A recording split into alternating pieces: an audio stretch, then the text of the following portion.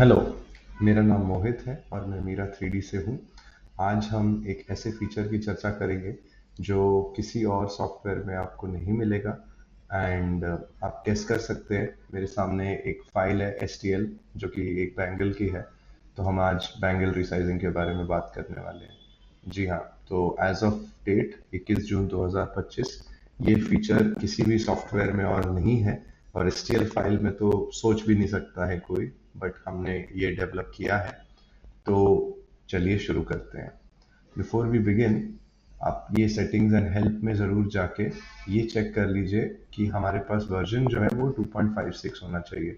तो एटलीस्ट 2.56 का वर्जन आपके पास हो तो अच्छा रहेगा, क्योंकि इसके बिना आपके पास जो फीचर्स हम आज डिस्कस कर रहे हैं वो नहीं होंगे।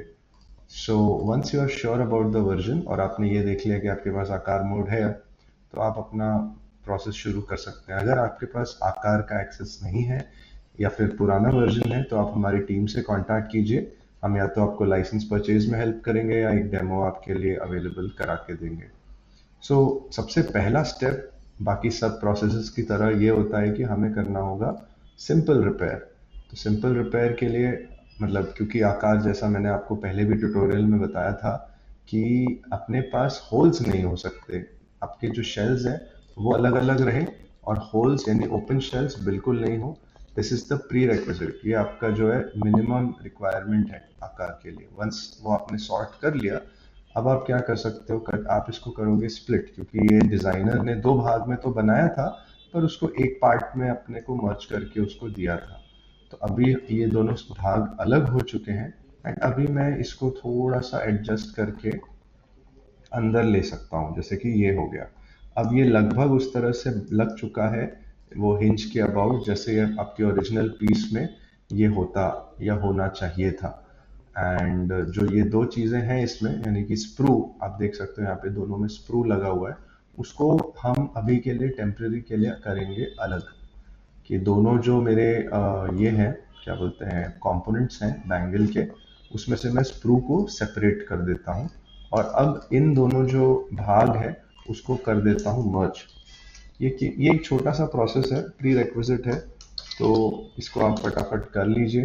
बैंगल का नाम दे दिया BA ओरिजिनल, मर्ज कर दिया उन दोनों भागों को।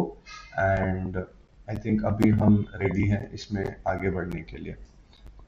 नेक्स्ट स्टेप, ऑब्वियसली पहले आप एक डुप्लीकेट भी लेना चाहेंगे। डुप्लीकेट आप क्यों लेंगे? बिकॉज जाहिर सी बात है कि अगर मान लीजिए जो रिसाइजिंग आपने की है बिफोर आफ्टर में कुछ आपको अगर डिफरेंस देखना है, तो वो आप रिसाइज्ड बैंगल में देख सकते हैं। ये हमारे ओरिजिनल जो भी है, इसको ओरिजिनल मान लीजिए और इसको आप फाइनल वाला मान लीजिए। तो हम इसको लेके चलते हैं आकार मोड पे, जिसको हमें थोड़ा बड़ा करना है। अभी सबसे पहले हम क्या करेंगे, जैसा आपने देखा होगा ये मेरा एक ओवल शेप का बैंगल है। शेप से ही आपको समझ आ रहा है कि सर्कुलर नहीं है। तो सबसे पहला स्टेप होता है STL फाइल के अंदर सेंटर खोज के निकालना। तो ऑब्वियसली मैं कुछ भी सिलेक्ट तो नहीं करना चाहूँगा इधर, जो मेन इन कंपोनेंट्स को सिलेक्ट करना चाहूँगा जिसमें मेरा जो है सर्कल परफेक्ट बनता है। जैसे अब मान लीजिए ये एरिया आप सेलेक्ट कर सकते हैं, पर क्या इससे मेरे को सेंटर इजीली पता चलेगा? नहीं। अगर मैंने इसके साथ ये वॉल को सिलेक्ट कर लिया तो मेरा सर्कल अंदर बाहर का अलग हो जाएगा, सॉफ्टवेयर कंफ्यूज हो जाएगा। तो ये ध्यान रखिएगा कि जो भी आप सिलेक्ट कर रहे हैं वो सर्कल के ही पार्ट में हो, एज एन वो आपका जो है एक प्लेन में रहे और सर्कुलर या ओवल वाली शेप में रहे, और वो सेंटर आइडेंटिफिकेशन में हेल्पफुल रहे। तो ऐसे करते करते मैं कुछ मतलब पूरा आपको ऑल द वे सेलेक्ट करने की ज़रूरत नहीं है, कुछ मेजर शेल्स को सेलेक्ट कर लीजिए। एंड हाँ, अंदर वाले को मत करना जैसे अभी हुआ, कि आपको नहीं करना है, उसी प्लेन में आपको सेलेक्ट करना है। And now what you have to do is click on locate centre, ये जो बटन है। अभी हम इसको फ्रंट व्यू से देखते हैं।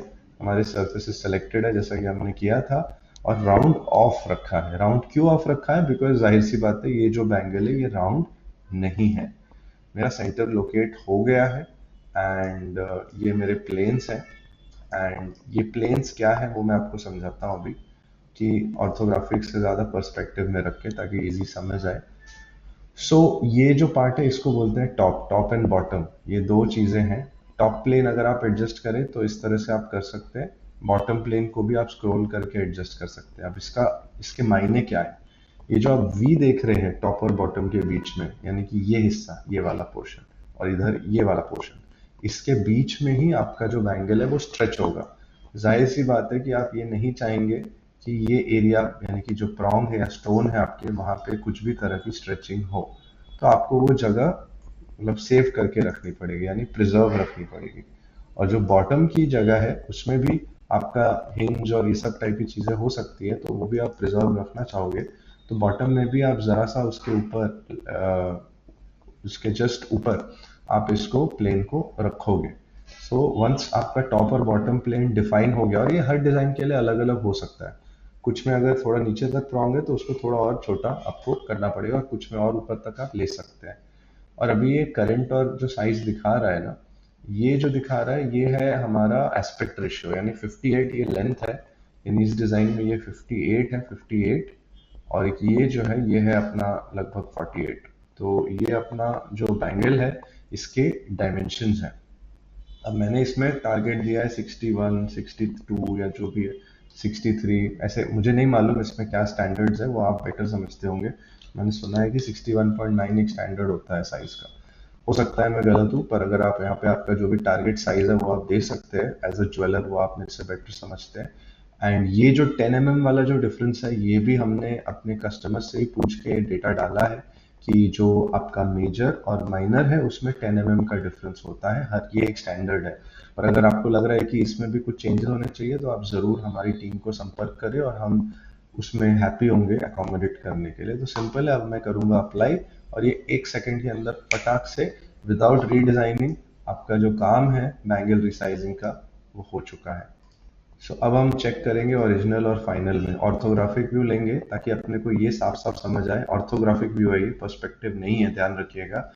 साफ साफ समझ आ रहा है कि कर्वेचर पूरा मेंटेन किया गया है, तो ये आपको किसी भी और जगह पे करने को नहीं मिलेगा, आपको फ्रॉम स्क्रैच डिजाइन करना पड़ेगा। अब आते हैं हमारे फेवरेट फीचर पे, जो है कि थिकनेस मोड, यानी आप चेक कर सकते हैं ओरिजिनल में और फाइनल के बीच में क्या डिफरेंस आपको आया होगा।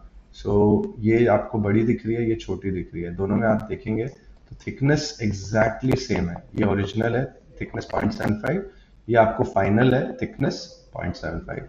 अब प्रॉन्ग्स की अगर बात करें तो लोगों को घबराहट होती है कि प्रॉन्ग्स मेरे जो है वो नहीं चेंज हो सकते। जाहिर सी बात है, प्रॉन्ग्स क्यों चेंज हो, मतलब प्रॉन्ग्स चेंज होंगे तो तकलीफ हो जाएगी। तो ये लगभग 0.5 का प्रॉन्ग है, एंड इसमें भी आप देख सकते हैं सेम डायमेंशन मेंटेन्ड है, 0.5, 0.5, 0.5, 0.5, और ये फाइनल में एग्जैक्टली 0.5 है हर जगह। जैसे ये ओरिजिनल था, ये पीछे वाला जो है ये मेरा फाइनल है, 0.5 है, 0.5 है। तो मैं कहीं भी, हमारे सॉफ्टवेयर ने थिकनेस को चेंज बिल्कुल भी नहीं किया है। जो आपका ओरिजिनल था 0.8 है यहाँ पे, आप यहाँ पे भी देख सकते हैं 0.8 ही है एग्जैक्टली।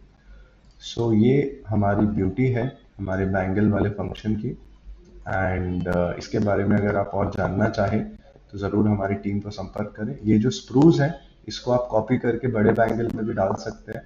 अगर आपको इसमें भी कुछ हेल्प चाहिए तो वो भी हम आपको दिखा सकते हैं। जैसे एग्जांपल के लिए मैं इसको करता हूँ डुप्लीकेट, एंड सेम इसको 5 mm जो है मैं आगे करके लेता हूँ, और आई थिंक 5 mm से ज़्यादा डिस्टेंस था, तो कोई बात नहीं है, हम इसको गिम्बल के मदद से थोड़ा सा आगे पुश कर देंगे इस तरह से।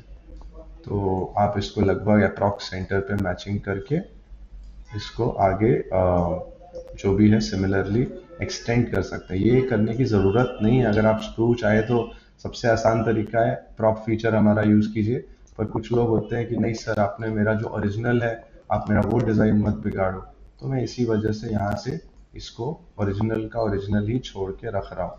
तो मैं क्या करूँगा, अब इसको सिंपल करूँगा कि मैं एक्सट्रूड करूँगा 2 mm से। मैंने चारों सरफेस सेलेक्ट कर दिए हैं, 2 mm से उसको बढ़ा दिया है। एंड अब ये जो मेरा, ये क्या बोलते हैं, स्क्रू है, वो अंदर अच्छी तरह से टच कर गया। अब आप बोलेंगे कि नहीं देखो, ओरिजिनल में कोलिजन नहीं था, तुमने मेरा फाइनल में कोलिजन कर दिया। तो मैं बोलूँगा जी माफ़ कर दीजिए, मैं इसको भी सही कर देता हूँ आपके लिए। तो अब मैं इसको करूँगा सेलेक्ट, एंड मैं करूँगा इसको थोड़ा सा रोटेट, और ये हो गया मेरा फिक्स लगभग जैसा आपके ओरिजिनल मॉड्यूल में था। लगभग उसी तरह से। तो बस ये अपना हो गया बिफोर एंड आफ्टर, एंड अब आप मर्ज करके अपना जो है कंप्लीट कर सकते हैं बैंगल रिसाइजिंग का। So this tutorial is now officially over. ये हमारा बैंगल रिसाइजिंग का काफ़ी खास ट्यूटोरियल था। उम्मीद करता हूँ आपको कुछ नया और कुछ ऐसा देखने को मिला हो जो आपने पहले कभी ना देखा हो। एंड कुछ और कभी आपको सवाल हो तो बेहिचक हमारी टीम को रीच आउट कीजिए, हम आपकी सेवा में हमेशा हाजिर हैं। धन्यवाद।